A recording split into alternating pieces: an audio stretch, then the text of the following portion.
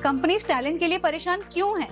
Unemployment का real सच, कैसे millions of job seekers और मिलियंस ऑफ जॉब ओपनिंग्स एक साथ एग्जिस्ट कर सकते हैं। चलिए एक इंटरेस्टिंग मिस्ट्री से शुरू करते हैं। एक कंपनी कहती है हमारे पास हंड्रेड्स ऑफ वैकेंसीज हैं, लेकिन हमें सही लोग नहीं मिल रहे। वहीं दूसरी तरफ एक ग्रेजुएट कहता है मैं महीनों से जॉब्स के लिए अप्लाई कर रहा हूँ, लेकिन कोई हायरिंग ही नहीं हो कर रहा।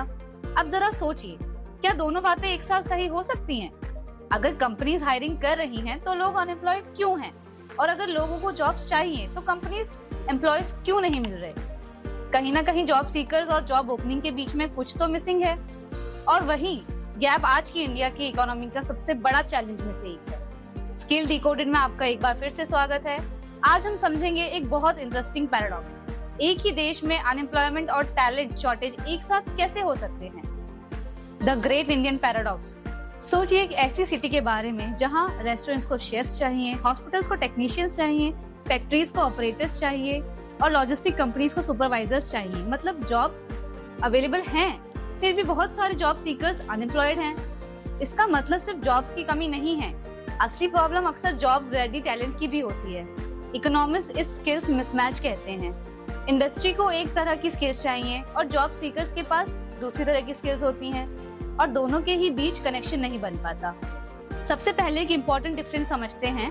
लेबर शॉर्टेज का मतलब है कि लोगों की कमी है, और टैलेंट शॉर्टेज का मतलब है कि लोग तो हैं, लेकिन रिक्वायर्ड स्किल्स वाले लोग कम हैं। इंडिया में लोगों की कमी बिल्कुल नहीं है। इंडिया के पास दुनिया की सबसे बड़ी पॉपुलेशन में से एक है। चैलेंज लोगों को ढूंढना नहीं है, चैलेंज है ऐसे लोग ढूंढना जिनके पास सही कॉम्बिनेशन हो, स्किल्स, एक्सपीरियंस, एटीट्यूड, अडेप्टेबिलिटी। और ये बिल्कुल अलग प्रॉब्लम है। मान लीजिए आप एक मैन्युफैक्चरिंग कंपनी चला रहे हैं, आपको एक टेक्नीशियन हायर करना है। आप चाहेंगे कि वो सेफ्टी प्रोसीड्योर्स जानता हो, मशीन्स ऑपरेट कर सके और प्रॉब्लम्स ट्रबल शूट कर सके, नई नई टेक्नोलॉजी जल्दी सीख सके। अब सोचिए एक कैंडिडेट के पास सिर्फ थ्योरेटिकल नॉलेज हो, प्रैक्टिकल एक्सपोजर ना हो, कंपनी को रिस्क दिखेगा ना, कैंडिडेट को रिजेक्शन दिखेगा, और इसी तरह गैप और बड़ा होता चला जाता है। इस सिचुएशन की एक बड़ी वजह है एजुकेशन और एम्प्लॉयमेंट का बार बार अलग डायरेक्शन में काम करते हैं। यूनिवर्सिटीज एकेडमिक रिजल्ट्स पर फोकस करती हैं और कंपनीज बिजनेस रिजल्ट्स पर फोकस करती हैं। स्टूडेंट्स नॉलेज लेकर ग्रेजुएट होते हैं और कंपनीज परफॉर्मेंस के बेसिस पर हायरिंग करती है। दोनों गलत तो नहीं है, बस दोनों हमेशा एक ही डायरेक्शन में अलाइन नहीं होते, और इसी वजह से जो पढ़ाया जाता है और जो इंडस्ट्री को चाहिए उनके बीच मिसमैच आ जाता है। यंग प्रोफेशनल्स की सबसे कॉमन कंप्लेंट होती है हर जॉब एक्सपीरियंस मांगती है, और सच में ये फ्रस्ट्रेटिंग भी लगता है, क्योंकि हर किसी को कहीं ना कहीं से स्टार्ट करना ही होता है। लेकिन एम्प्लॉयर के पर्सपेक्टिव से देखें तो एक्सपीरियंस अनसर्टेनिटी को कम करता है। एक्सपीरियंस दिखाता है कि कैंडिडेट्स के पास वर्कप्लेस एक्सपोजर है, प्रोफेशनल डिसिप्लिन है, प्रैक्टिकल अंडरस्टैंडिंग है और रियल वर्क एनवायरनमेंट में काम करने की कैपेबिलिटी है। इसीलिए इंटर्नशिप और अप्रेंटिसशिप इतनी इम्पोर्टेंट होती है। ये एजुकेशन और एम्प्लॉयमेंट के बीच की डिस्टेंस को काफी हद तक कम कर देती है। अब बात करते हैं एक और इम्पोर्टेंट चीज की, सॉफ्ट स्किल्स। ये शायद एक्साइटिंग टॉपिक ना लगे, लेकिन एम्प्लॉयर्स के लिए बहुत इम्पोर्टेंट है।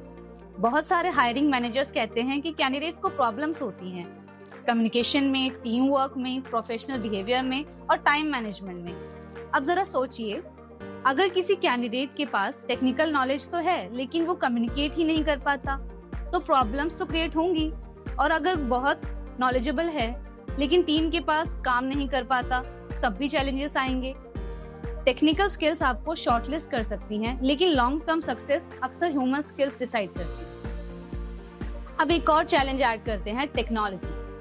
आज का वर्कप्लेस पहले से बहुत ज्यादा फास्ट चेंज हो रहा है।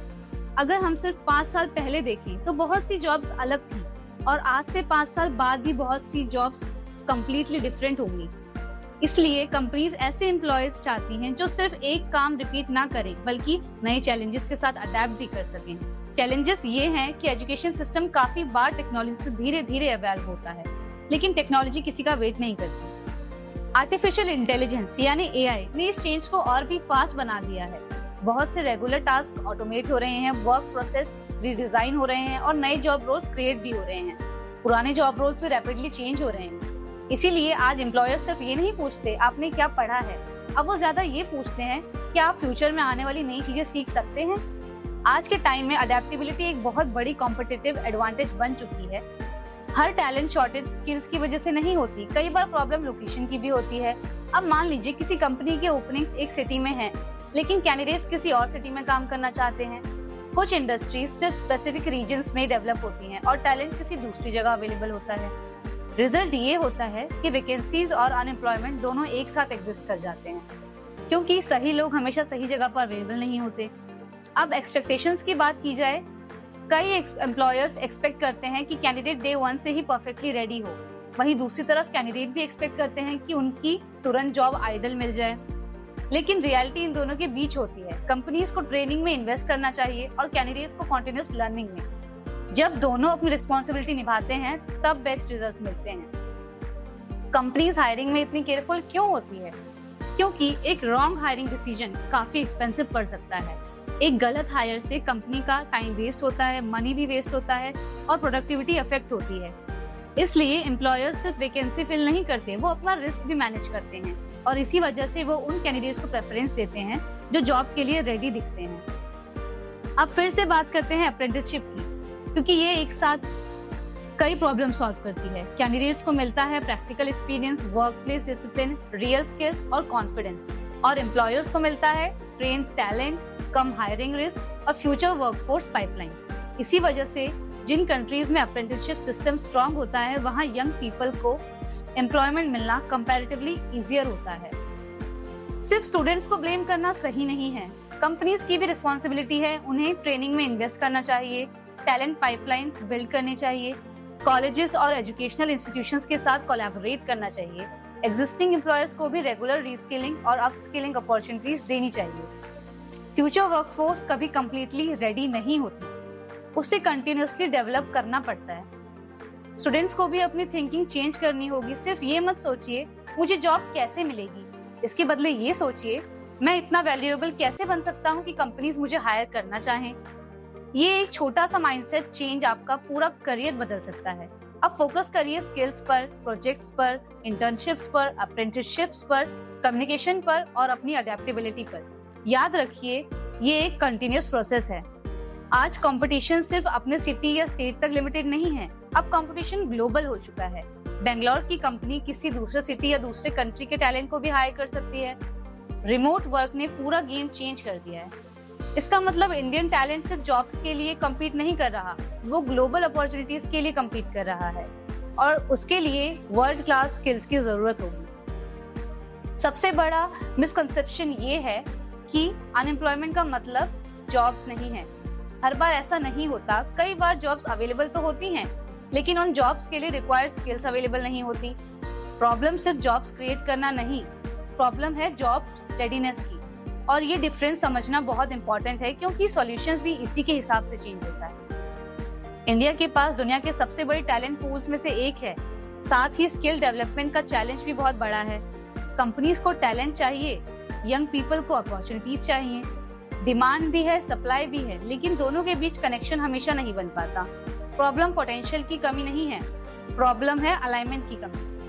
वैकेंसीज और अनएम्प्लॉयमेंट की कहानी फेलियर की कहानी नहीं है, ये ट्रांजिशन की कहानी है। एक ऐसी कंपनी, एक ऐसी इकोनॉमी की जो रैपिडली इन्वॉल्व हो रही है, एम्प्लॉयर्स नए रियलिटीज के हिसाब से अडेप्ट कर रहे हैं और स्टूडेंट्स नए अपॉर्चुनिटी के लिए प्रिपेयर कर रहे हैं। टेक्नोलॉजी एक्सपेक्टेशंस को कंटिन्यूअसली चेंज कर रही है और सॉल्यूशन सिर्फ ज्यादा जॉब्स क्रिएट करना नहीं है और सिर्फ ज्यादा ग्रेजुएट्स प्रोड्यूस करना नहीं है। असली सॉल्यूशन है एजुकेशन, स्किल्स, इंडस्ट्री और अपॉर्चुनिटीज के बीच स्ट्रॉन्ग कनेक्शन बनाना, क्योंकि एंड गोल सिर्फ एम्प्लॉयमेंट नहीं है, असली गोल है एम्प्लॉयबिलिटी। जब लोग एम्प्लॉयबल बन जाते हैं तो अपॉर्चुनिटीज धीरे धीरे खुद उनके पास आने लगती हैं। तो आज का सवाल आपके लिए, आपके हिसाब से टैलेंट गैप को सॉल्व करने के सबसे ज्यादा रिस्पॉन्सिबिलिटी किसकी होनी चाहिए? एजुकेशनल इंस्टीट्यूशंस की, एम्प्लॉयर्स की, गवर्नमेंट की या फिर जॉब सीकर्स की खुद? अपना आंसर हमें कमेंट्स में जरूर बताएं और नेक्स्ट एपिसोड में हम बात करेंगे एक बहुत इंटरेस्टिंग टॉपिक पर, the rise of gig economy. क्यों आपका करियर शायद आपके पेरेंट्स के करियर जैसा कभी ना हो। मिलते हैं नेक्स्ट एपिसोड में। Thank you for watching. This episode is promoted by Valis, एक AI based smart evaluation platform. चाहे आप कैरियर काउंसलिंग, इंटरव्यू प्रिपरेशन या साइकोमेट्रिक एवेल्यूएशन के लिए प्रिपेयर कर रहे हैं, तो इवैल्यूएस आपको डिटेल्ड और मीनिंगफुल फीडबैक देता है। ये सिर्फ आंसर्स पे स्कोर नहीं करता, बल्कि completeness, accuracy, depth of knowledge और रेलेवेंस जैसे इंपॉर्टेंट पैरामीटर्स पर भी इवैल्यूएट करता है। सबसे इंटरेस्टिंग बात, ये वॉइस बेस्ड, मल्टीलिंगुअल और कन्वर्सेशनल इवैल्यूएशन प्रोवाइड करता है, जिससे एक्सपीरियंस बिल्कुल नेचुरल लगता है। अगर आप अपनी प्रिपरेशन को नेक्स्ट लेवल पर ले जाना चाहते हैं, तो इवैल्यूएस को जरूर ट्राई कीजिए। इवैल्यूएशन का लिंक वीडियो के डिस्क्रिप्शन में दिया हुआ है। हम उम्मीद करते हैं कि इवैल्यूएस आपको मदद करे और सही रिपोर्ट प्रोवाइड करे। So happy well